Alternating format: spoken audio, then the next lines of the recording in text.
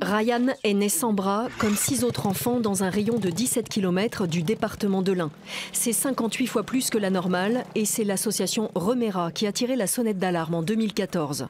4 ans après, malgré leur travail de fourmi, les 5 salariés de ce registre des malformations en Rhône-Alpes risquent de perdre leur emploi. C'est regrettable parce que moi j'ai l'impression d'avoir un travail inachevé.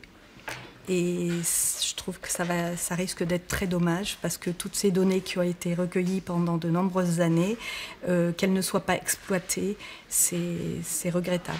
Depuis 1976, cette association unique en France compile des milliers de données récupérées dans les maternités.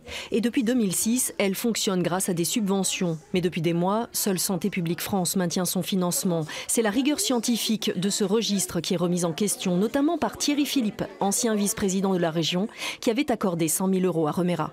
On ne peut pas avoir raison contre le monde entier. Donc il faut qu'ils se remettent en cause. Peut-être que c'est pas fichu leur truc, mais il faut qu'ils se remettent en cause et qu'ils acceptent des critiques et des évaluations.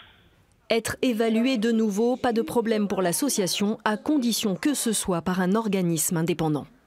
Si nous avons tant de publications, si nous avons tant de soutien, si vous voyez les patrons de CHU qui écrivent au ministre, si vous avez tous ces gens-là qui sont en activité, je ne vous parle pas des gens qui ont essayé la politique, qui ont raté leur politique et qui ensuite parlent dans les journaux. Je vous parle des gens qui travaillent, des cliniciens, des gens qui se servent de nos données. Ben, ces gens qui se servent de nos données, ils ont écrit au ministre, donc ils ont mouillé leur chemise, ils ont eu du courage et ces gens-là, ils savent qu'ils ont besoin de nos données. En attendant le retour des subventions, le processus de licenciement a démarré.